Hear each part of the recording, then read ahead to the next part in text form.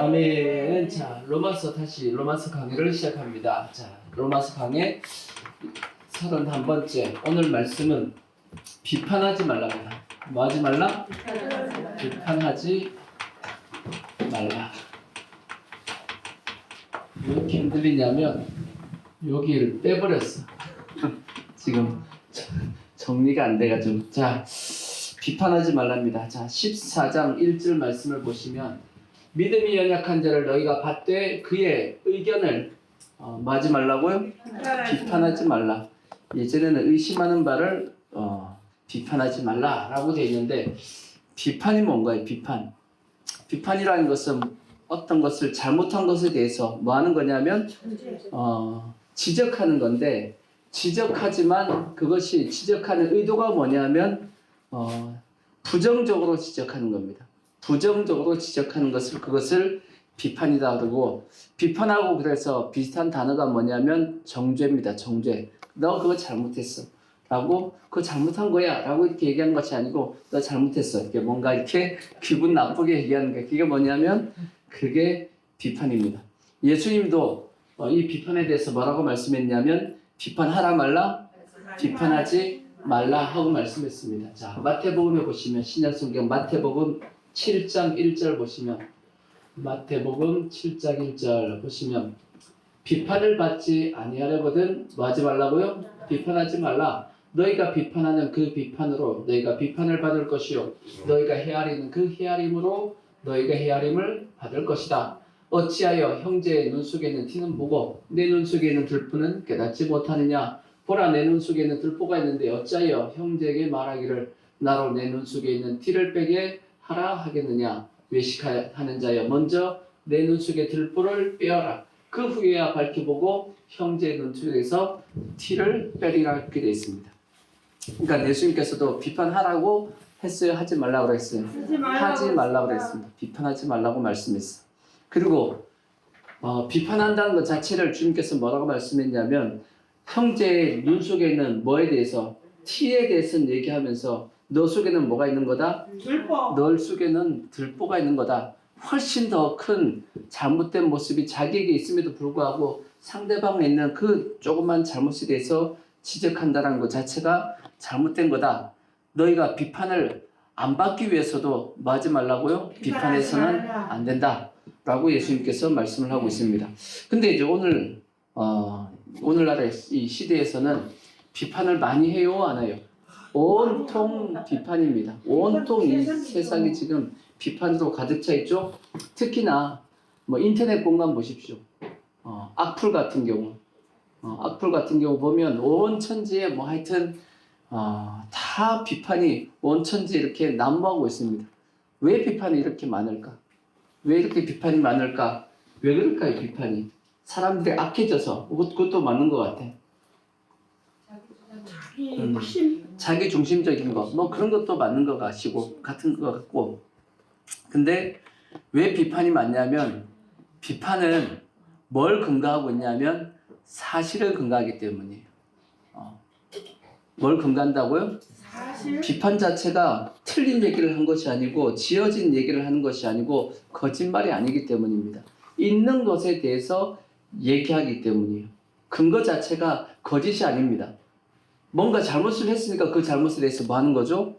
비판을 하는 거잖아. 그죠? 없는 사실을 만들어내서 하는 것은 그건 거짓 선동이지만 그게 아니고 어떤 사건에 대해서 막 이제 공격을 하는 거죠. 그러니까 어떤 사건이라는 것이 있었다는 거예요, 없었다는 거예요? 있었다라는 거죠. 이거는 사실, 이건 팩트란 말이에요.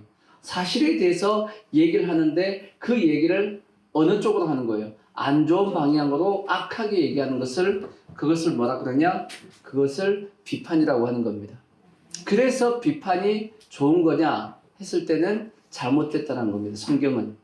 왜 사실을 놓고 얘기하는데 그게 잘못된 거냐? 그 사실에 대해서 어떻게 얘기하기 때문에, 부정적으로 악하게 얘기를 하고 있기 때문에 그거 자체에 대해서 비판을, 그것을 잘못됐다라고 얘기하고 있는 겁니다. 왜냐하면 하나님은 뭘 보시냐면, 우리의 뭘 보신다고요? 중심을 보신다라고 되어 있어.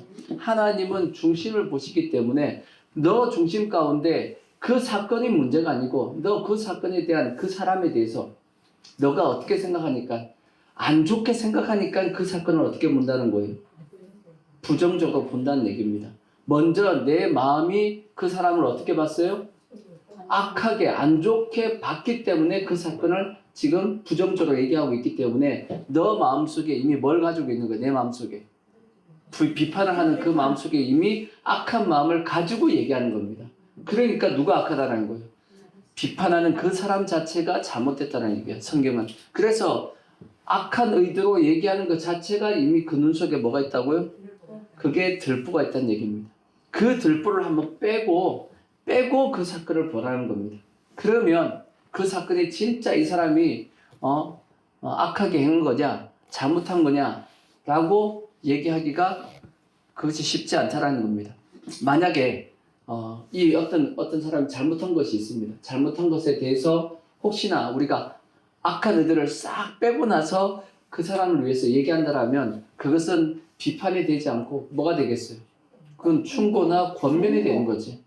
그죠? 충고나 권면이 되는 겁니다. 그러니까 부모가 자식에게 아니면 형제에게 사랑하는 사람에게 그 잘못을 하는 것에 대해서 잘못을 얘기해줘야 안 해요. 얘기해줘야지 그 잘못한 거야 라고 얘기하잖아. 그죠? 근데 부모나 형제는 얘기할 때 그 사람에 대해서 잘못되기를 원해요? 잘 되기를 원해요? 잘 되기를 원하니까 얘기할 때 부정적으로 표현해요? 아니면 그 사람이 바르게 바뀌기를 원하면서 얘기해요? 바르게 바뀌기를 원해서 얘기하잖아. 근데 그것은 그래서 뭐가 되지 않죠? 비판이 안 되는 겁니다. 권면이나 충고가 된단 말이에요. 그러니까 우리는 사실에 대해서 근거하는 것 자체가 잘못된 건 아니야. 근데 그 사실에 대해서 내가 얘기할 때 문제는 내가 어떤 의도를 가지고 얘기하느냐. 그게 더 중요하다는 겁니다. 그걸 누가 보신다라는 거예요?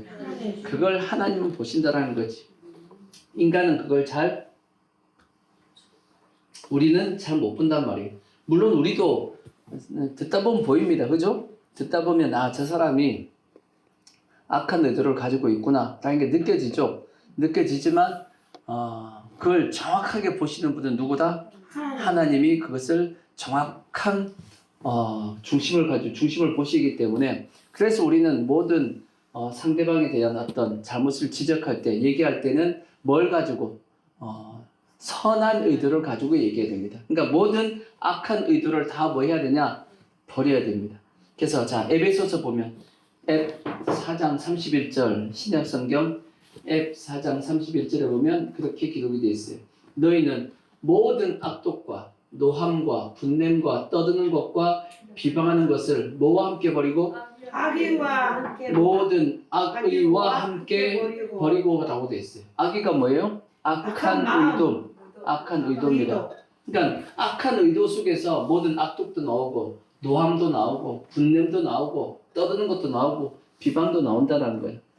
그러니까 악한 의도를 뭐 해야 된다고 그래서 버려야 된다라고 말씀하고 있고 그래서 그 위에 25절 앞에 보시면 25절 보시면 그런즉 거짓을 버리고 각각 그 이웃과 더불어 무엇을 말하라고요?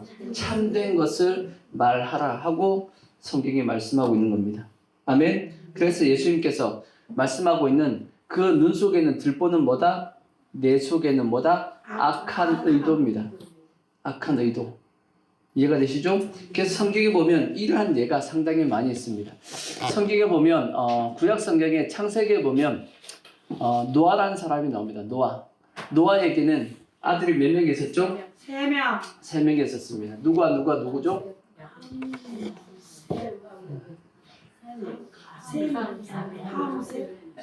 주의하고 제가 여러분의 실력을 너무 이렇게 자 노아에게는 3 아들이 있었습니다. 셈과 함과 야벳입니다. 셈, 함, 야벳. 셈은 우리가 지금 알고 있는 어느 쪽이냐면 아시아계 쪽입니다. 아시아계 쪽을 셈이라고 부르고 함은 아프리카 쪽이라고 합니다. 그다음 야벳은 유럽 쪽이라고 보통 얘기합니다. 그래서 이제 이 나누기를 황인, 그 다음에 흑인, 백인 이렇게 나누기도 하는데 물론 이제 그것이 내려오다가 이제 그렇게 되었다라고 보고 하여튼 3 아들 셈과 함과 야벳이 있었단 말이에요. 그러니까 노아가 이제 방주를 지었고 방주를 통해서 이제 그 가정만 8명, 노아와 그 부인, 그 다음에 셈함 야벳과 그의 부인들 해서 총 8명만 이제 살아남았습니다. 이제 살아남고 나서 이제 방주에서 나왔죠. 나와가지고 무슨 농사를 지었대요? 포도 농사를 지었다라고 됐어요. 포도 농사를 지었더니 포도 농사를 지어가지고 이제 포도를 열매를 거뒀습니다. 열매를 거둬가지고 뭐 하겠어요? 놔뒀더니만 그걸 이제 모아두면 그게 어떻게 되죠? 발효가 되잖아요. 자연 발효. 돼가지고 그러니까 노아가 이제 한 잔씩 꼴딱 마시다 보니까 맛있어 맛없어요? 맛있어 술이죠. 맛있습니다. 맛있어. 저도 이제 서울에 있을 때 성찬식을 하잖아요. 교회들마다 성찬식을 하면 우리야 그냥 성찬식 할 때 조금밖에 안 쓰니까 그냥 마트에 가서 이제 100% 포도주스 사오지만 큰 교회에서는 성찬식을 위해서 이제 포도주를 담그는 것이 아니고 포도를 사가지고 그걸 발효시켜 이렇게 놓습니다. 그렇게 해놓고 나면 나중에 다 건져가지고 이제 하면 찌꺼기들이 있다면 찌꺼기들. 근데 이제 저희 기관에 이제 그 사무실이 그게 식당 안에 있다면 안에 있으니까 교회 집사님들이 그거 다 걸르고 나서 이제 그걸 좀 줍니다. 이거는 어차피 이건 못 쓰는 거니까 이거는 나눠 먹어야 되는 거예요. 나눠 먹어야 되니까 주잖아요. 진짜 맛있어. 나 몇 번 얻어먹은 기억이 있어. 근데 이제 그거는 술은 아닙니다. 발효된 것은 아니지만 이제 이 노아 때는 발효가 됐단 말이에요. 노아가 이제 한 잔씩 두 잔씩 홀짝홀짝 마시다 보니까 술은 어떻게 넘어가요? 술술 잘 넘어가잖아요. 저는 술 안 먹습니다. 이상하게 생각하시면 안 돼. 근데 이제 마시다 보니까 노아가 어떻게 했냐? 취해버렸어. 취했는데 노아도 술 취하면 술 취하고 나서 이상한 행동하는 걸 뭐라 그러죠? 술주정한다죠. 술주정. 근데 노아의 술주정의 특징이 뭐냐면 옷을 벗는 겁니다. 옷을 벗는. 사람마다 술주정하는 모습이 다 틀린데 저도 학생 때 술을 마셔본 적이 있어. 교회 다니기 전입니다. 교회 다니기 전에 저희 학교 다닐 때는 선후배 관계가 이제 확실하잖아요. 요즘은 잘 모르겠는데 선후배 관계가 있어가지고 선배들이 술을 사주면 마셔야 돼, 안 마셔야 돼? 안 마시면 그때는 안 마실 수가 없습니다. 그때 물론 제가 예수 믿었으면 안 먹었겠지. 근데 그때는 예수 안 믿는 때였으니까 선배들이 주니까 이제 안 마실 수가 없잖아. 그래도 선배 중에서 착한 선배는 이제 빼줍니다. 이렇게 해가지고 이게 물하고 바꿔줘. 이렇게 착한 선배가 있어. 근데 이제 그렇게 분위기가 안 될 때는 어쩔 수 없이 뭐 해야 되냐면 선배들을 주면 다 마셔야 됩니다. 지들은 안 먹고 후배들만 먹여. 일부러 먹입니다. 괴롭히려고 먹이는지 몰라도. 그래서 홀짝홀짝 다 먹는단 말이야. 제가 한번 만취한 적이 한 번 있어요. 뭘 먹고 만취를 했냐면 막걸리를 먹고 만취를 했는데 저는 제가 술 취하면 어떻게 되는지 알아요. 내가 한번 경험이 있으니까 딱 한 번 있으니까 한 번 딱 경험이 뭐냐면 저는 어떻게 술주정이 뭐냐고 봤더니 실실 웃습니다. 저는 웃더라고요. 저는 실실 웃어보니까 계속 실실 웃더라고요. 그래서 나는 웃는구나. 근데 내 친구 중에 한 놈이 그 놈은 저를 전도한 친구입니다. 저를 전도한 친구는 술주정이 뭐냐면 옆에 사람 줄게 패는 거예요. 걔가 싸움 잘하는 애도 아니야. 조그만 애인데 이놈이 술주정 한다고 선배를 막 줄게 팬 거야. 그래서 그 다음날 술 깨고 나서 다 빠따 맞았습니다. 그때는 빠따 맞으면 한두 대 맞는 게 아니에요. 선배들이 이제 같이 훈련하는 선배들이 6명이 있고 우리가 있었기 때문에 돌아가면서 이제 PVC 파이프 저기 전기과에 가면 여기 안에 다 여기는 PVC 파이프 있잖아요. 그거 있잖아요. 그거 가지고 이제 전기과에 가서 달라 그러면 줍니다. 왜냐면 같은 친구들이니까. 그래서 한 1.5m씩 딱 잘라가지고 딱 잘라서 때리기 좋게끔 줍니다. 이렇게 주면 엎드려 해가지고 때립니다. 때리는데 한 명씩 5대씩 때립니다. 5대씩 때리고 마지막 이제 제일 이제 대빵은 10대 때립니다. 그래서 한 번 맞으면 35대 맞아야 돼요. 여기가 어떻게 되냐면 완전 울퉁불퉁 막 합니다. 제 어머니는 다 봤으니까 알아. 한 번 맞고 오면 여기가 그냥 요즘 같으면 난리 나겠죠. 근데 그때는 잘 맞았다 그럽니다. 니들이 잘못해서 맞았지. 근데 그놈이 절 전도한 그놈이 술주 좀 부라고 선배들 막 들고 패고 하는 바람에 우리가 그때 다 맞은 기억이 있어. 그래서 잊혀지지가 않습니다. 그게 어디냐면 소요산이야. 소요산. 선배들이 소요산 놀러 가자 했고 따라갔다가 올라가는데 이 선배들이 마트에 들어가더니 막걸리 한 박스를 들고 이제 그것도 지들이 안 들어가. 우리 보고 들라고 하고 따라오라 그래갖고 올라가서 우리 보고면 다 먹으래. 이렇게 다 먹어가지고 그렇게 됐던 기억이 딱 한 번 있어. 근데 막걸리는 마시고 막 토하잖아요. 아우 냄새. 별로 안 좋은 추억이야. 안 좋은 추억인데 하여튼 사람마다 물론 이제 술 마시면 안 됩니다. 물론 다음 주에 술에 대한 얘기가 나오는데 먹는 거에 대한 얘기가 나오는데 하여튼 술 마시면 안 되죠. 근데 노아가 이제 그때 당시는 노아가 술 취하려고 먹은 건 아니죠. 그냥 마시다 보니까 계속 이제 마시다 보니까 홀짝홀짝 하다 보니까 이게 만취가 됐단 말이에요. 만취가 됐으니까 옷을 다 벗었습니다. 벗고 이제 이게 누가 있는데 마침 누가 들어왔냐? 함이 들어왔습니다. 함이 들어왔어. 그걸 보고 나와가지고 형들한테 막 얘기하기 시작했습니다. 얘기를 했단 말이에요. 그랬더니 형들이 어떻게 해요? 형들이 들어와가지고 뒷걸음쳐서 들어와가지고 그 벗은 걸 덮어줬다라고 성경에 기록하고 있습니다. 자, 창세기를 한번 보시면 창세기 몇 장을 보시냐면 9장 구약성경 창세기 9장 20절 보시면 여기 한번 보세요. 9장 20절 창세기 9장 20절 보시면 자 노아가 농사를 시작하여 포도나무를 심었더니 포도주를 마시고 취하여 그 장막 안에서 벌거벗은지라 가나안의 아버지 함이 그의 아버지의 하치를 보고 밖으로 나가서 그의 두 형제에게 알림해. 여기 보면 그의 아버지의 하치를 뭐하고? 보거라고 돼 있어요. 이 보거라는 단어가 원어로 뭐라고 돼 있냐면 주목하여 보다라고 돼 있어요. 그냥 얼핏 본 것이 아니고 주목하여 봤다라고 돼 있고 그 다음에 밖으로 나가서 그의 두 형제에게 뭐하매? 알림해라고 돼 있는데 이 알림의 뜻이 뭐냐면 많은 사람 앞에서 연설하다, 떠벌리다 그런 뜻입니다. 이해가 되시죠? 주목하여 보고 밖에 나가서 뭐 했다고요? 떠벌렸다는 얘기예요. 왜 떠벌렸겠어요? 좋은 의도를 가지고? 아니야.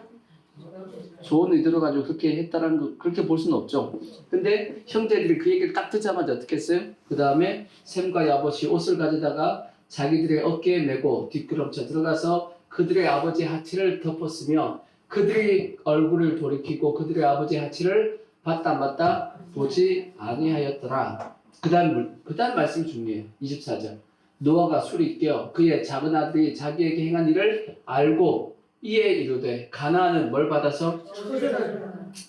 가나안은 저주를 받았다라는 거예요. 그의 형제의 종들의 종이 되기를 원하노라 하고 종도 형제들의 종도 저주인데 종의 또 뭐예요?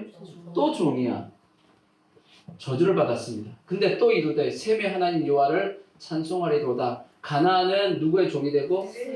가나안은 셈의 종이 되고 그 다음에 하나님이 아벳을 뭐하게 하사? 창대하게 하사 어디의 장막에? 셈의 장막에 거하게 하시고 가나안은 그의 종이 되게 하시기를 원하노라. 그러니까 가나안은 함의 아들 가나안은 누구의 종도 되고 셈의 종도 되고 야벳의 종도 되게끔 저주를 받은 겁니다. 하지만 셈은 축복을 받았죠. 셈의 하나님 여호와를 찬송하리도다 해놓고 야벳도 창대하게 했습니다. 창대하기는 야벳에게 했는데 야벳은 누구의 장막에 거한다? 셈의 장막에 거한다라고 되어 있어요. 그래서 셈족이 어떻게 보면 가장 뭐가 한 거죠? 축복을 받은 것이 아니냐라고 이제 볼 수도 있는데 셈족이 아시아 계통입니다. 아시아 계통보다 저기 유럽 쪽이 더 축복을 받았는데 라고 할 수 있는데 이게 셈의 장막이 뭐냐면 모든 종교는 다 어디서 나왔죠? 셈족 어떻게 보면 아시아 쪽에서 나와 있습니다. 유럽 쪽의 종교 여러분 아는 거 있어요? 유럽 쪽의 종교는 저기 헬라 철학에서 나오는 그런 것밖에 모르죠. 기독교가 어디서 나왔죠? 기독교 유대인이 무슨 족이죠? 셈족이에요. 셈족. 유대인들도 셈족입니다. 모든 종교 뭐 하여튼 뭐 불교도 마찬가지고 유교도 마찬가지고 힌두교도 마찬가지고 다 어느 쪽이냐면 셈족에 있습니다. 그러니까 셈족의 그 장막에 누가 거하고 있다? 야베스도 거기에 속해 있다라는 겁니다. 어차피 가나안도 그 밑에 있으니까. 그래서 이 지구 전체는 셈족의 장막 속에 지금 거하고 있는 겁니다. 그러니까 구약의 예언대로 하나님의 말씀 그대로 노아가 예언한 것 그대로 다 이루어졌다라고 볼 수 있는 거죠. 그러니까 노아가 이렇게 어떻게 보면 그 사건 한 가지를 통해서 자기 아들 중에서 함은 저주를 받았고 두 아들은 축복을 받았습니다. 근데 그것이 인류 역사에 지금 그렇게 이루어지고 있잖아. 그죠? 그러니까 백인, 흑인, 황인으로 따지면 흑인이 어떻게 보면 저주를 받은 부분이죠. 그렇게 보면 노아의 이 어떻게 보면 예언이 그대로 이루어졌다라고 볼 수 있는데 문제는 왜 함이 저주를 받은 거예요? 뭐 했기 때문에? 뭘 가지고 있었기 때문이죠? 악한 의도입니다. 악한 의도. 자기 아버지의 어떻게 보면 잘못된 그 부분에 대해서 사실이지. 아까 얘기했잖아요. 비판은 뭐다? 사실을 얘기하는 겁니다. 하지만 함은 뭘 가지고 있었어요? 아버지에 대해서, 아버지의 그 실수에 대해서 뭐한 거죠? 떠벌렸다라는 것 자체가 뭐한 거예요? 떠벌렸다. 그 자체가 악한 의도를 가지고 있었던 겁니다. 그러니까 우리가 조심해야 될 것은 똑같은 사건을 본다 할지라도 사실을 얘기한다 할지라도 먼저 뭘 체크하셔야 되냐면 내가 어떤 의도를 가지고 얘기하냐가 더 중요한 겁니다. 그걸 가지고 하나님 보시고 축복도 할 수 있고 저주도 할 수 있는 겁니다. 또 성경에 비슷한 말씀이 또 뭐 있냐? 마태복음 11장 18절을 보시면 자 이런 얘기 마태복음 신약성경 마태복음 11장 18절에 보시면 누가 나오냐? 바리새인과 사두개인이 나옵니다. 자 요한이 와서 먹지도 않고 마시지도 아니하며 그들이 말하기를 귀신이 들렸다 하더니 인자는 그러니까 예수님은 와서 뭐하며 먹고 마시며 말하기를 보라 먹기를 탐하고 포도주를 즐기는 사람이요 세리와 죄인의 친구로다 하니 지혜는 그 행한 일로 인하여 옳다함을 얻느니라. 자, 요 당시 바리새인과 서기관들 요한이 왔을 때는 요한이 잘 먹어요 안 먹어요? 요한은 뭘 먹었죠? 광야에서 진짜 광야에서 뭘 먹었더라? 메뚜기와 석청. 아주 건강식입니다. 메뚜기와 석청을 먹었더라 그렇게 되어 있습니다. 메뚜기 먹어봤죠? 요즘은 메뚜기가 잘 안 나오는데 예전에 저기 뷔페 같은 데 가면 가끔씩 메뚜기가 있었습니다. 먹어보면 고소합니다. 고소하고 먹을만합니다. 먹을만한데 그 대신 비주얼이 아니야. 좀 먹기가 좀 껄끄러워지죠, 그죠? 보기는 그런데 그래도 먹어보면 고소하게 이제 맛있는데 그거 하고 그 다음에 석청이죠. 석청은 바위에서 나는 꿀입니다.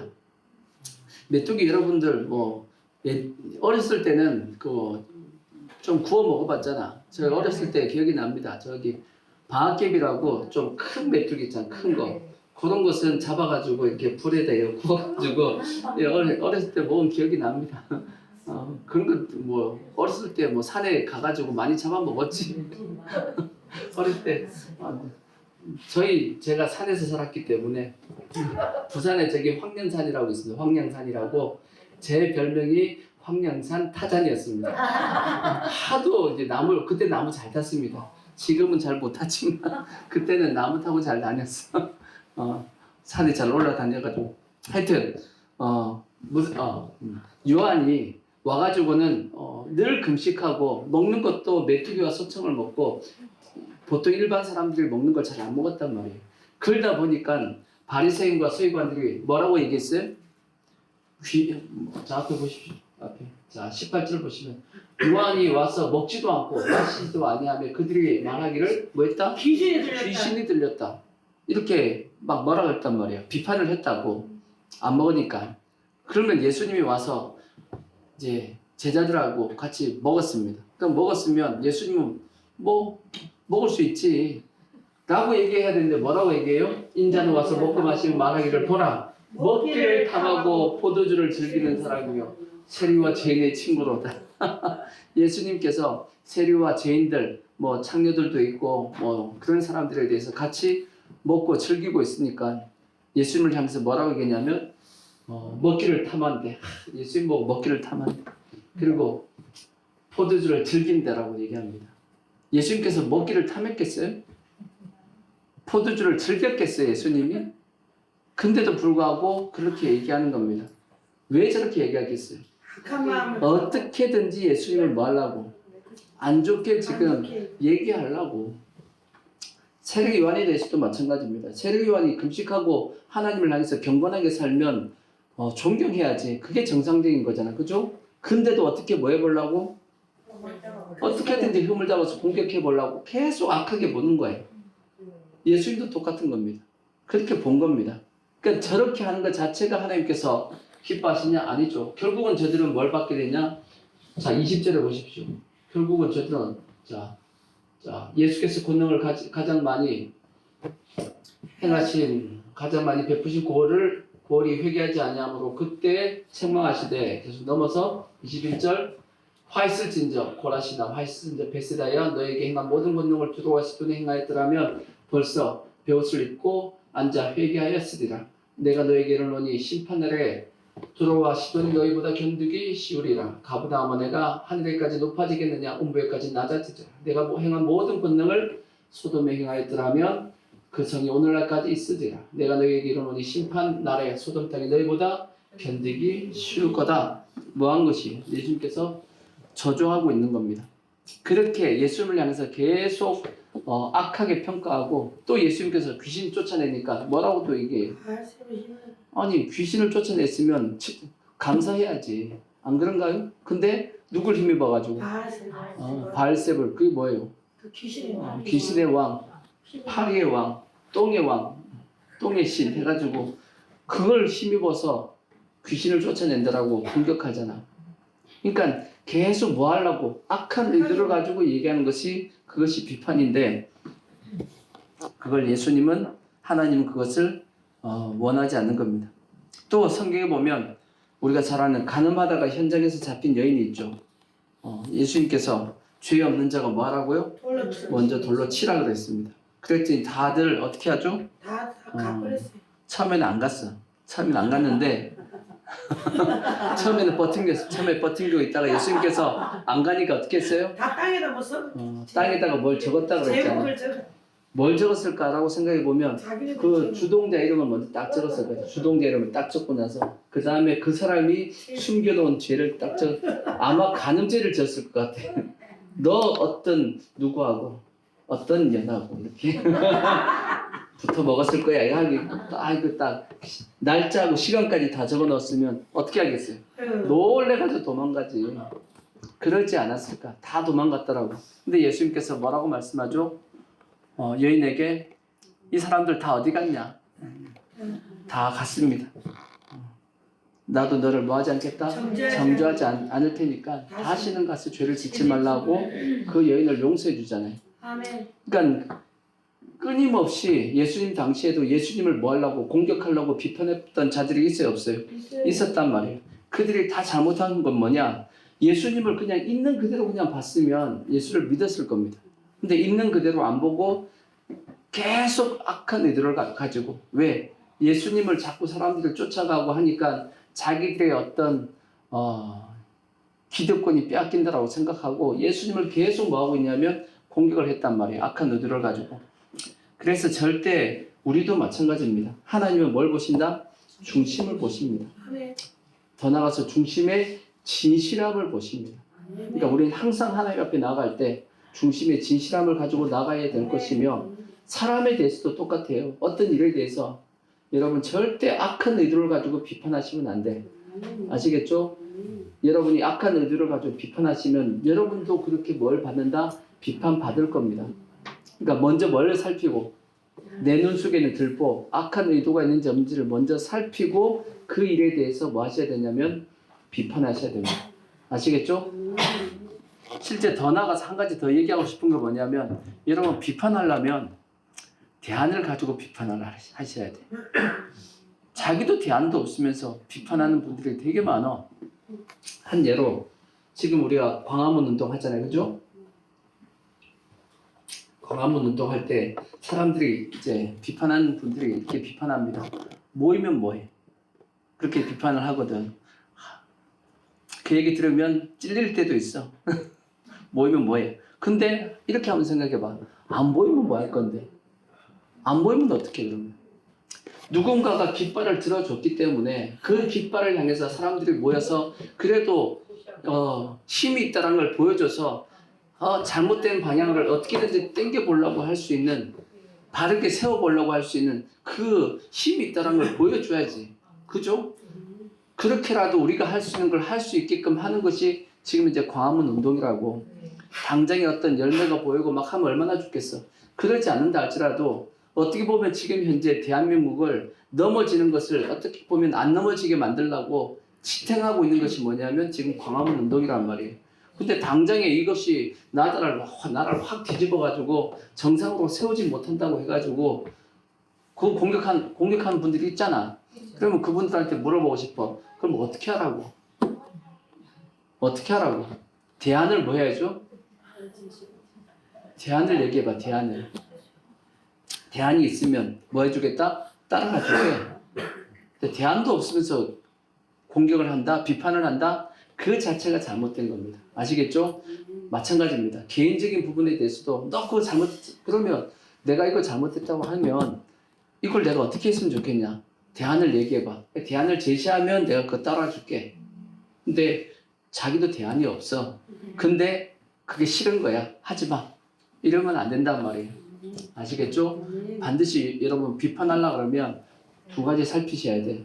내 의도가 어떤지 먼저 살피셔야 되고 그 다음에 대안을 가지고 있을 때 비판하지 자기도 못하면서 남 보고 잘하고 하면 된다 안 된다? 안 된단 말이에요. 그러니까 첫 번째 사도 바울이 뭘 얘기하고 있냐면 비판하면 하지 말라고요? 말라 하고 말씀하고 있고 두 번째 다시 로마서 14장 1절에 보시면 두 번째 또 그 앞에 뭐라고 말씀했냐? 자, 로마서 14장 1절을 보시면 자 14장 1절 보시면 믿음이 연약한 자를 너희가 뭐라고요? 믿음이 연약한 자를 받으라 받지 말라. 받으라. 믿음이 연약한 자를 받아주라는 게 뭔 뜻이겠어요? 그리고 그 다음 그의 의견을 비판하지 말라 그렇게 돼 있잖아요. 그죠? 믿음이 연약한 사람들은 아직까지 믿음이 완전하지 못하니까 좀 실수도 하고 넘어지기도 하고 한단 말이에요. 그것에 대해서 뭐 하지 말라고요? 잘못했더라고 비판하지 말라고 지금 말씀하고 있는 겁니다. 그렇죠? 당연히 그렇게 해야 되는데 우리도 마찬가지입니다. 사람이 자랄 때 보면 다 처음부터 아는 게 아니잖아. 그죠? 자라다 보면 이런 시기가 있습니다. 부모님한테 자꾸 뭘 물어보는 시기가 있어. 있죠? 몇 살쯤 되죠? 그때가? 요즘 뭐 4, 5살 때 물어봐요. 와, 딸지. 엄마, 애기는 어떻게 나와? 이렇게 물어보는 애들이 있다고. 대답하기 곤란한 것을 물어보고 있어. 근데 애기들 자라다 보면 어떤 시점부터 자꾸 궁금한 게 생긴 거야. 궁금한 게 생기니까 그때부터 뭐 하기 시작하냐면 엄마한테 아빠한테 자꾸 뭘 물어봅니다. 이렇게 물어본다고.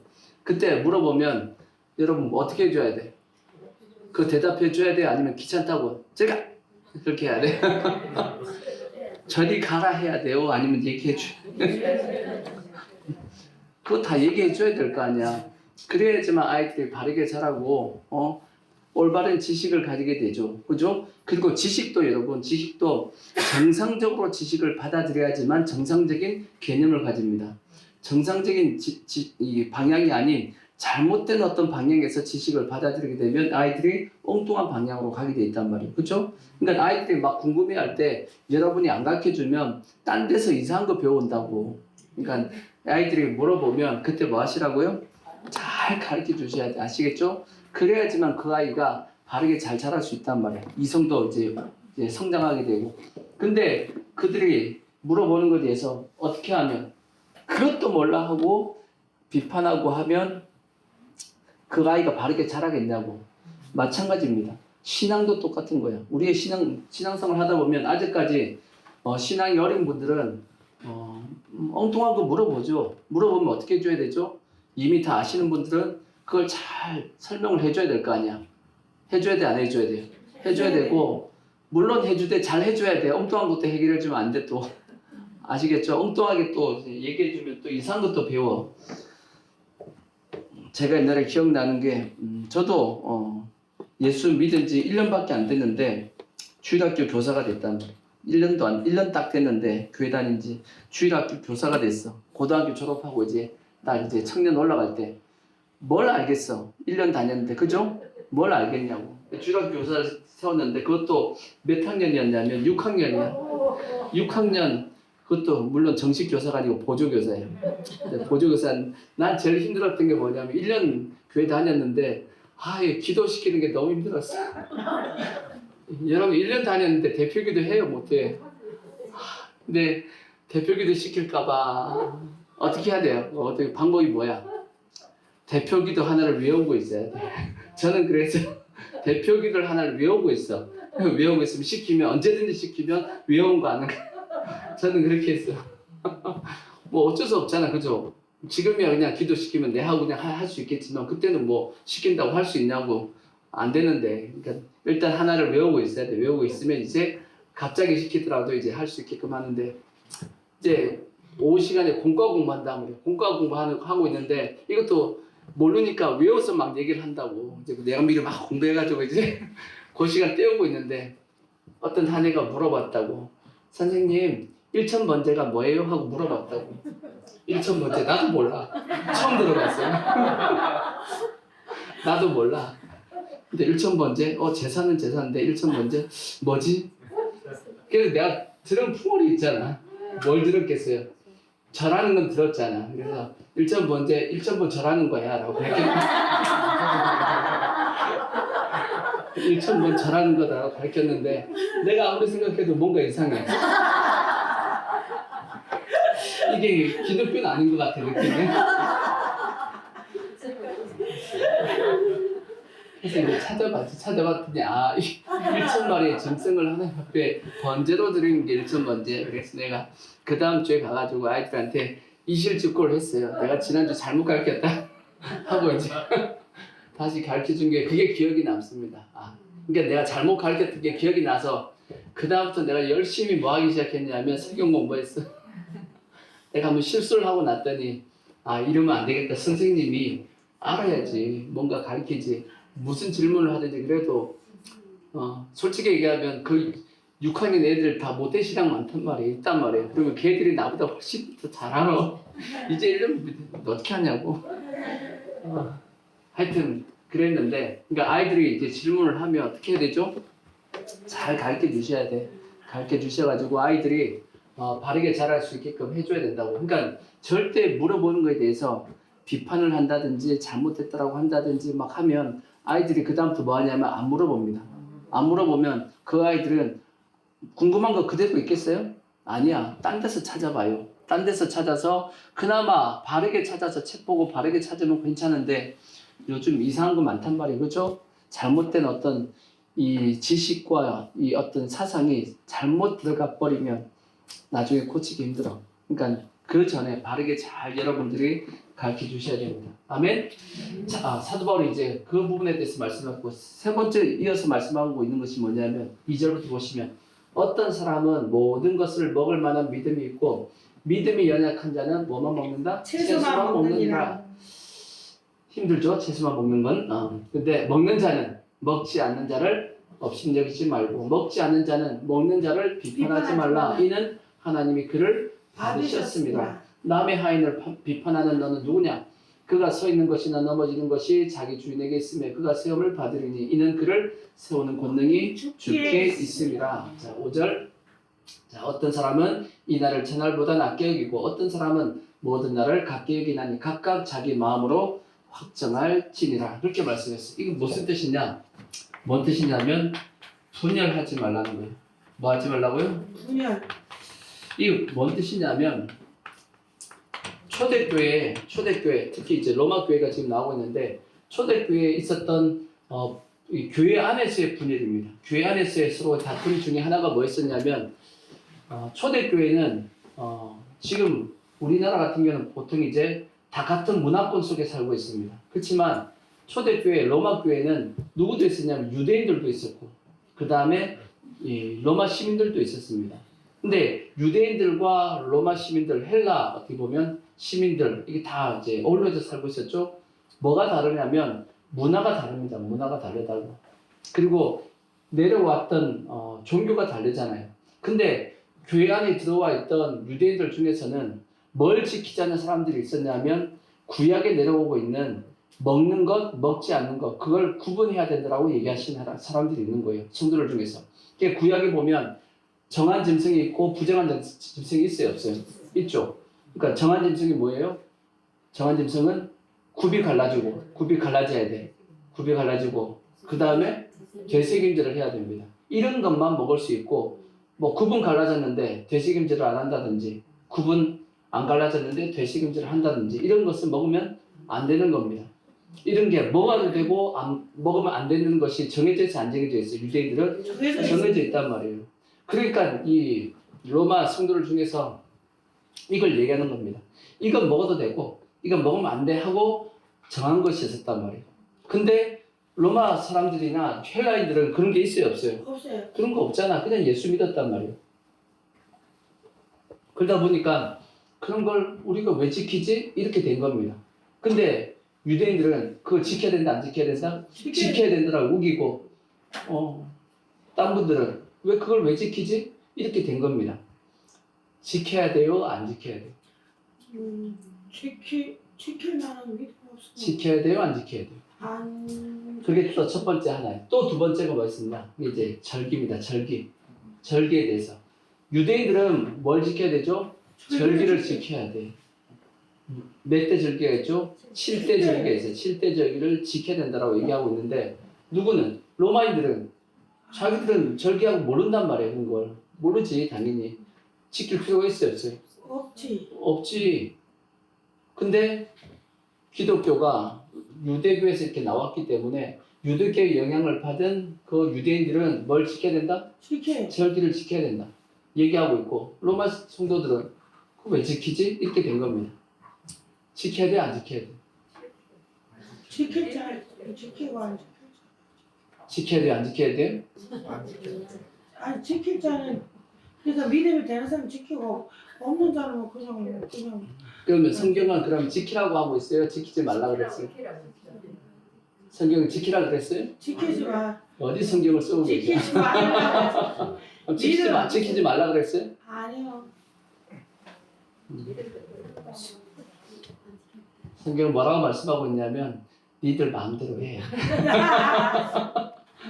그거는 자기 믿음의 확증을 그냥 하시고 자기가 지켜야겠다라고 생각하는 사람은 뭐하고? 지키시고 그럼 뭐 왜 지켜? 안 지켜도 돼 하는 분들은 지키지 않아도 된다라고 성경이 사도 바울이 그렇게 말씀하고 있는 거예요. 자기 믿음의 확증대로 그렇게 하라고 그냥 말씀하고 있는 거예요. 근데 그걸로 뭐 하지 말라는 거예요? 싸우지 말라는 거예요. 그 분열하지 말라고 얘기하고 있는 거예요. 그거는 복음하고 상관이 없는 거다. 그거 가지고 왜 싸우냐? 라고 사도 바울이 얘기하고 있는 겁니다. 문화적인 차이도 있고 종교적으로 이렇게 내려온 것이 있기 때문에 다를 수밖에 없는데 그걸 가지고 그게 구원받는 거하고 관계 있어요? 없어요? 그 관계 없단 말이지. 단지 신약 성경 이제 사도행전을 보면 이 뭐에 대한 말씀이 있었냐면 이 할례라는 것에 대한 구원받았을 때 할례를 해야 되냐 안 해야 되냐 그 문제 때문에 그 다음에 먹는 것 때문에 예루살렘 교회에서 회의를 했어요 안 했어요? 회의를 했단 말이에요. 그 회의에서 먹는 것에 대해서 이 기본적인 얘기는 했습니다. 우상에 절한 것을 먹으면 안 된다 하는 것이 있었고, 그 다음에 뭐 목매어 죽은 거라든지 또 피채 먹지 말라 한 부분이 있었습니다. 그거 외에는 먹는 것에 대한 모든 율법은 다 어떻게 됐냐면 없어졌습니다. 그걸 어떻게 하라고요? 자유롭게 하라고 말씀을 했단 말이에요. 그러면 그런 것 가지고 뭐 하지 말라는 거냐면 분열하지 말고 싸우지 말라고 말씀을 하고 있는 겁니다. 근데 로마 교회가 이제 그런 걸로 인해서 뭐 하고 있습니까? 싸우고 다투고 있으니까 사도 바울이 그것은 자기 마음에 뭐한 대로 확증한 대로 자기 마음에 가지고 있는 그 마음에 난 지키고 싶다 하면 뭐하고 지키고, 나는 이것은 안 지켜도 상관없다고 생각해 라고 생각하면 안 지켜도 된다라는 겁니다. 이제 물론 이제 음식에 대한 부분은 이제 14장 뒷절에 좀 더 자세하게 이제 기록이 되어 있는데 그 이제 다음 주에 그걸 보고, 하여튼 우리가 그러한 문제 가지고 신앙의 핵심적인 부분이 아니고 별로 상관이 없는 것 가지고 뭐 하지 말라고요? 분열하지 말라. 네가 맞다 내가 맞다 하지 말라는 거야. 그러니까 교회 안에서도 마찬가지예요. 그냥 의견 차이는 그냥 냅둬 버리십시오. 알겠죠? 저 사람은 저런 성향이고 이 사람은 이런 성향이야. 은사마다 다 은사가 다르고 또 신앙의 수준도 다 다릅니다. 네가 맞다 내가 맞다가 아니다라는 거야. 그러니까 아닌 거 가지고 피 터지게 싸우시면 안 됩니다. 아시겠죠? 그러니까 성도들 싸우는 걸 보면 저걸 가지고 왜 싸우지 싶을 때가 상당히 많아요. 저렇게 해도 되고 저렇게 해도 되는데 저걸 마치 이거하고 비슷한 겁니다. 짜장면 먹을래? 짬뽕 먹을래? 뭐 먹어야 돼? 먹고 싶은 대로 먹어. 아무 상관이 없어. 먹고 싶은 대로 먹으면 되지. 그거 가지고 싸울 일이에요? 아니듯이 신앙생활 함에 있어서 교회 안에서도 마찬가지입니다. 진짜 싸울 것 가지고 싸워야지 싸울 것도 아닌 것 가지고 싸워서 분열하지 말고 기분 나빠하지 말라는 겁니다. 거기서 이기고 지고가 어디 있냐고. 이기고 지고 있어 없어요? 없다라는 거니까. 그러니까 절대 그런 거 가지고 싸우지 말고, 자 골로새서 2장 16절을 보시면, 골로새서 2장 16절에 보면 그래서 이렇게 하라고 돼 있어. 골로새서 2장 16절.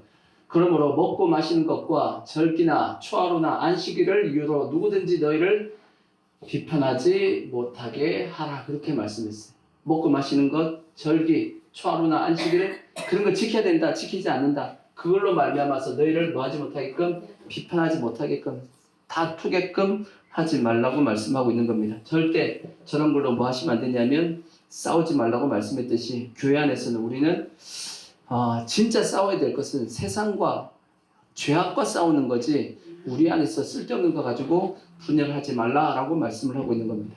아멘. 그리고 나서 사도 바울이 이제 로마서 14장 6절에 그러면 어떻게 살아야 되냐 하고 이제 14장 6절 보시면 이렇게 살라고 말씀했죠. 나를 중히 여기는 자도 누구를 위하여? 그렇죠. 주를 위하여. 중히 여기는 먹는 자도 누구를 위하여? 주를 위하여 먹으니 이는 하나님께 감사하며 먹지 않는 자도 누구를 위하여? 주를 위하여 먹지 말고 하나님께 감사하느니라. 우리 중에 누구든지 자기를 위하여 사는 자가 없고 자기를 위하여 죽는 자도 없도다. 이어서 8절 우리가 살아도 주를 위하여 살고 죽어도 주를 위하여 죽나니 그러므로 사나 죽으나 우리가 주의 것이로다. 이를 위하여 그리스도께서 죽었다가 다시 살아나셨으니 곧 죽은 자가 산 자의 주가 되려 하심이라. 그렇게 말씀했어요. 그러니까 우리가 모든 일을 뭘 위해서? 주를 위하여. 주를 위하여 살자라는 거지. 그죠? 먹는 것도 뭘 위하여? 주를 위하여 먹지 말고 안 먹는 것도 주를 위하여 안 먹으면 되는 것이고, 절기를 지키는 것도 주를 위하여, 절기 안 지키는 것도 주를 위하여. 아시겠죠? 그러니까 여러분들이 각자 자기 마음에 이것을 하는 것이 주를 위하는 거다라고 싶으면 그렇게 하십시오. 근데 반대로 이걸 안 하는 것이 주를 위하는 것 같아 라고 생각하면 안 하시면 됩니다. 아시겠죠? 근데 이거는 사람마다 생각이 다를 수 있어요. 아시겠죠? 그걸로 뭐 하지 말라고요?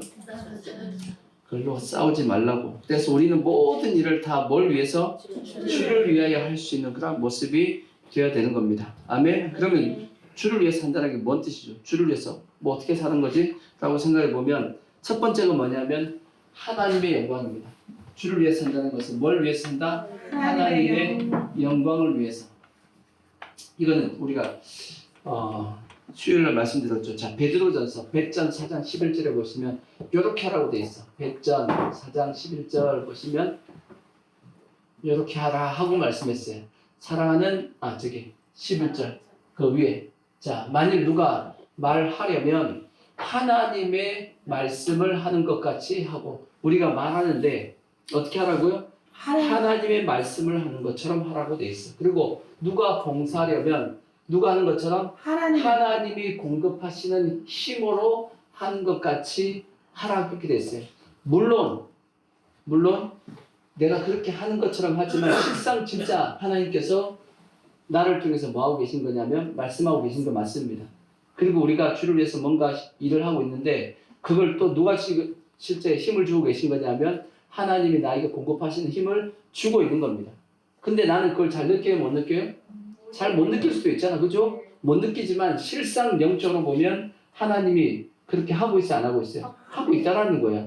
하고 있으니까 너희는 모든 일들을 할 때 모든 말씀을 할 때 그러한 어떤 의식을 가지고 하라는 거지. 그것이 곧 하나님께 뭐예요? 영광을 돌리는 거다. 이는 범사의 예수 그리스도로 말미암아 하나님이 영광을 받으시게 하러 합니다라고 말씀했어. 그러니까 우리가 모든 일에 대해서 청소를 한다든지 뭐 한다 할 때 이거 누가 주시는 힘이다? 하나님이 주시는 힘입니다. 아멘? 내가 밥을 많이 먹어가지고 힘이 있어가지고 하는 것도 맞긴 맞아. 그걸 아니더라고 할 수 없어. 열심히 일하려면 뭐 먹어야 되죠? 밥 먹고 열심히 일을 해야지. 그죠? 그 자체가 잘못됐다는 얘기가 아니고 열심히 드시고 그 대신 우리가 일을 할 때 이걸 누가 주시는 거다? 하나님이 나에게 힘을 주셔서 내가 할 수 있습니다 라고 하나님 앞에 영광을 돌리라는 거지. 그러한 자세를 우리가 취하라고 말씀을 하고 있는 거예요. 그게 하나님의 영광을 위하여. 그 다음에 또 하나님의 영광을 위해서 한다는 것이 뭐냐? 그리고 주를 위해서 하는 건 뭐냐면 복음을 위하여. 뭘 위하여? 복음을 위하여. 우리가 항상 모든 일을 생각할 때 복음을 위하여 한다라는 개념을 가지셔야 돼. 복음을 위하여 한다는 게 결국은 뭐겠어요? 복음을 위한다는 것 자체가 결국 뭐죠? 영혼이야, 영혼. 영혼 구원을 위해서 일할 때 그걸 누굴 위해서 하는 거다? 주를 위해서 하는 걸로 주님은 아시는 겁니다. 그래서 이것도 사도 바울이 잘 자세를 설명해 놨어. 자, 고린도전서 9장 19절 보시면 고전 9장 19절 보시면 이렇게 하라는 겁니다. 자, 고전 9장 19절 보시면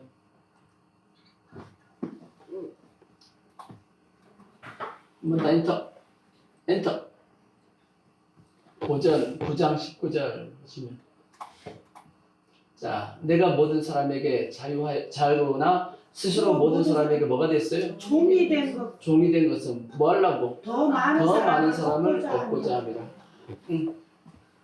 모든 사람에게 다 종이 되는 게 쉬워요? 어려워요? 어려워요. 모든 사람을 섬긴다라고 하는 그 자세가 쉽지가 않단 말이에요. 교회 내에서도 마찬가지죠. 항상 뭐하는 섬기는 자세를 가지고 있는 게 쉬워요? 어려워요? 어렵지. 항상 뭐 하려고 그러면 앞장서서 열심히 청소하고 설거지하고 뭐하고 하는 게 쉬워요? 어려워요. 체력도 힘들고 힘들지만 항상 어떤 그런 자세를 취하고 있다라는 거지. 뭘 위해서? 복음을 위해서. 그것이 곧 주를 위한 거다라는 거지. 그래서 20절 보면 유대인들에게는 내가 유대인과 같이 된 것은 유대인들을 얻고자 하며 율법 아래에 있는 자들에게는 내가 율법 아래에 있지 아니하나 율법 아래에 있는 자같이 된 것은 율법 아래에 있는 자들을 뭐 하려고? 얻고자 하며. 21절 율법 없는 자에게는 이방인이죠. 내가 하나님께 율법 없는 자가 아니요 도리어 그리스도의 율법을 아래에 있는 자나 율법 없는 자와 같이 된 것은 율법 없는 자들을 얻고자 합니다. 22절 약한 자에게는 내가 어떻게 됐어요? 약한 자와 같이 된 것은 약한 자들을 얻고자 하며 내가 여러 사람에게 여러 모습이 된 것은 아무쪼록 몇 사람을 말하려고 어떻게라도 조금이라도 뭐 해보려고 구원하고자 함이니 내가 복음을 위하여 모든 것을 행하면 복음에 참여하고자 합니다. 이게 주를 위해 사는 어떤 모습이란 말이에요. 그래서 예수 믿고 여러분 영혼에 대한 개념을 안 가지고 있으면 아직까지 주님을 제대로 만난 사람 아니에요. 모든 일을 생각하는데 제일 첫 초점이 뭐냐면 내가 이 말과 이 행동을 함을 통해서 혹시나 제 영혼에게 이익이 될까, 화가 될까, 잘못될까 그걸 항상 염두에 두고 말과 행동을 해야 됩니다. 아시겠죠? 혹시나 내가 말과 행동을 잘못해갖고 제 영혼이 실족하면 어떡해? 이거는 성경에 보면 예수님께서 말씀했잖아요. 실족하는 일이 없을 수는 없지만 실족하게 하는 그 사람에게는 뭐가 있도다? 화가 있도다. 하나님이 가장 저주하는 사람이 누구냐면 영혼을 실족시키는 사람이에요. 그래서 바리새인과 이 율법사들이 영혼을 실족시키니까 배나 더 지옥의 자식을 만드니까 예수님께서 뭐라고 그랬어요? 이 독사의 이 새끼들아 하면서 이제 그냥 새끼들이 아니고 새끼들아 하면서 이제 욕을 했던 이유도 뭐예요? 영혼을 실족시켰기 때문이에요. 절대 우리는 뭘 하면 안 되냐면 영혼을 실족시키는 일을 하면 안 되는 겁니다. 그러니까 계속 뭔 생각을 하고 있어야 되냐면 예수 믿는 사람은 늘 염두에 두고 있어야 돼. 내가 이 말과 행동이 혹시나 제 영혼에게 좋은 영향을 미칠까 나쁜 영향을 미칠까 생각하고 염두하고 말과 행동을 해야 된다고. 좀 내가 손해를 보고 피해를 당해도 저 영혼에게 이익이 되면 뭐 어떻게 해요? 그렇게 하는 겁니다. 뭘 위해서? 복음을 위해서. 그게 예수 진짜 제대로 만난 사람이야. 예수 어설프게 만나면 안 그럽니다. 자기 위해서 살지. 내 인생은 나이가 돼가지고 살지만 예수 제대로 만나면 계속 그 생각입니다. 염두하고 살아가는 겁니다. 아멘? 그게 복음을 위해서 살아가는 사도 바울이 그렇게 했다라는 거죠.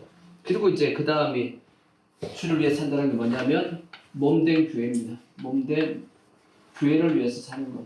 그리스도의 남은 고난을 위해서 내 육체에다가 그 고난을 채우는 것처럼 지난주에 말씀했던 것처럼 우리가 교회를 위하는 것도 그리스도의 몸을 위하는 겁니다. 그리스도의 몸. 그것이 다 누굴 위하는 거냐? 주를 위하는 거다. 라고 성경이 말씀하고 있으니까 우리는 항상 그래서 누굴 위해 살아야 된다? 주를 위해서. 사나 추구나 사나 추구나 좀 부르겠지만 살아도 주를 위해서 살고 죽어도 왜 죽어야 돼요? 주를 위해서 죽어야 되면 죽는 거야. 내가 왜 살아야 돼? 주를 위한 거면 내가 열심히 살아야 될 것이고 내가 죽는 것이 주를 위하는 거다 싶으면 죽어야지. 물론 육신적인 목숨도 될 수 있겠지만 여러 가지 내 생각과 내 계획과 내 뜻과 이 모든 것들을 누굴 위하여? 주를 위해서 죽을 수 있는 그러한 자세가 되어야 되는 겁니다. 아멘? 그러면 왜 우리가 그렇게 살아야 되죠? 왜 이렇게 살아야 되는 이유가 뭐예요? 그 다음에 설명되어 있는 것이 자 로마서 14장 10절에 보시면 왜 이렇게 살아야 되냐? 결론이 뭐예요? 결론. 내가 어찌하여 내 형제를 비판하느냐? 어찌하여 내 형제를 업신여기느냐? 우리가 다 하나님의 심판 앞에 심판을 받기 때문이에요. 뭘 받기 때문이에요? 우리가 한 것에 대한 모든 일에 대해서 다 뭘 받는다? 심판대 앞에 씁니다. 지극히 작은 것까지도 성경에 보면 뭐까지도 주님께서 다 심판하신다고 그랬냐면 내 입에서 말한 무엇? 무익한 말. 무익한 말이 뭐죠? 무익한 말. 여러분이 그냥 별 큰 의미 없이 툭 내뱉는 말들이 있죠. 그것까지도 주님이 다 뭐 하겠다? 심판날에 이에 대해서 신문하겠다. 물어보겠다라는 거예요. 너 왜 그랬어? 난 별로 의도 없었는데요? 라고 나는 얘기할 줄 모르겠지만 주님은 그것까지도 다 뭐 하겠다? 다 따져보겠다라고 말씀했어. 와, 안 무섭나요? 반대로 또 얘기하신 것이 있어. 너희가 지극히 작은 자에게 뭐 대접한 것도 냉수 한 컵 대접한 것도 결단코 그 상을 잃지 않을 거다라고 말씀했어. 그러니까 주님의 나라에서 심판대 앞에서 우리가 심판받을 때는 아주 사소하고 세세하게 뭘 받는다? 심판받는다라는 걸 기억하셔야 돼. 그냥 얼마부려가지고 대충 그냥 주님께서 딱 이렇게 하시는 것이 아니고 주님이 다 따져봐. 얼마나 주님이 잘 따지시는데 한번 생각해봐요. 주님은 뭐까지 다 세시냐면 머리카락 다 세. 이런 분이야. 다 세신다고. 그러니까 여러분들의 마음속에 어떤 마음을 가지고 했는지까지 다 따지시고 주님이 뭘 하겠다? 심판을 하겠다라고 말씀을 하고 있으니까 우리가 주를 위해 살아야겠어 안 살아야겠어요? 살아야 되죠. 근데 그 다음 말씀 보면 기록되었을 때 주께서 이르시되 내가 설하노니 모든 무릎이 누구에게? 예수님에게 꿇을 것입니다. 그리고 모든 혀가 하나님께 뭐 할 거다? 자백합니다. 자백한다는 게 뭐냐면 자기 스스로가 다 자기가 지은 죄에 대해서 다 얘기합니다. 나 기억 없는데요. 저 다 주님께서 뭐 해주실 거냐면 다 기억나게 해주실 거야. 성경에 보면 로마서 2장에 보면 뭐가 드러나냐면 내 양심이 다 얘기한답니다. 여러분들 저 양심에 꺼리꼈는데도 악한 일을 했다. 그렇게 했을 때는 그 양심이 다 살아서 다 뭐 한다고 되어 있냐면 다 얘기한다라고 되어 있어. 그러니까 우리가 하나님 앞에 숨길 수 있어요, 없어요? 절대 하나님의 심판대 앞에서는 거짓과 위선이 안 통합니다. 아시겠죠? 주님이 불꽃 같은 눈동자로 다 보고 계시죠. 그러니까 우리가 어떻게 살아야겠어요? 주를 위해 살아야지. 그죠? 그것이 여러분의 뭐에 좋을까? 신상에 좋습니다. 신상에 좋아. 그래서 우리는 영혼들에 대해서 어떤 마음을 가져야 되냐? 비판하지 마시고, 저는 이렇게 생각해요. 될 수 있으면 여러분 영혼에 대해서 어떤 마음을 가져야 되냐면 긍휼한 마음을 가져야 돼. 무슨 마음이요? 긍휼한 마음. 이게 왜 중요하냐? 자, 이 말씀 보고 기도하자고. 야고보서 2장, 약 2장 12절 보시면, 약 2장 12절 보시면, 약 2장 12절 보시면, 자 12절. 너희는 자유의 율법대로 심판받을 자처럼 말도 하고 행하기도 하라. 율법대로 우리가 다 심판을 받는단 말이에요. 하지만 그 다음에 13절. 긍휼을 행하지 아니하는 자에게는 뭐가 없고 긍휼 없는 심판이 있으리라. 긍휼은 심판을 이기고 자랑하느니라. 우리가 하나님의 심판대 앞에 갔을 때 심판대 앞에서 승리하는 자가 있어요. 최고 승리죠, 그죠? 심판대 앞에서 우리 반드시 뭐 하셔야 되냐면 승리하셔야 돼. 그때 지면 안 돼. 절대 지면 안 돼. 아시겠죠? 반드시 승리하셔야 돼. 그게 최후 승리야. 우리의 모든 인생에 이겼냐 졌냐는 어디서 결정나냐면 하나님의 심판대 앞에서 결정난단 말이에요. 그죠? 근데 그때 누가 승리한다고요? 긍휼히 여기는 자. 심판을 이긴다라고 돼 있어. 그러니까 우리가 모든 사람들에 대해서 어떤 마음을 가져야 되냐면 긍휼한 마음을 가져야 돼. 내 속에 있는 악한 의도는 다 빼셔야 돼. 악한 의도가 있으면 절대 뭐가 안 생기냐면 긍휼한 마음이 안 생깁니다. 모든 사람을 다 볼 때 어떻게 생각해요? 긍휼한 마음을 가지셔야 돼요. 그놈도 긍휼한 마음을 가지셔야 돼요. 아시겠죠? 긍휼하게 보셔야 돼. 모르니까, 누굴 모르니까. 예수님 모르니까 저렇지. 이렇게 생각하셔야 돼. 예수님 모르니까 저렇지. 예수님 알면 저렇게 행동하겠냐고. 그러니까 우리는 그 누구도 솔직히 미워할 수가 없습니다. 미워하면 안 돼, 실제. 미워할 자격이 없어요. 왜냐? 나도 주님 앞에 뭘 입었기 때문에 긍휼을 입어서 우리가 구원받았잖아. 만약에 우리가 예수님이 날 긍휼하게 여기지 않았더라면 우리가 구원받았겠어요? 우리 못 받았지. 그죠? 긍휼히 여기는 자가 뭘 받는다?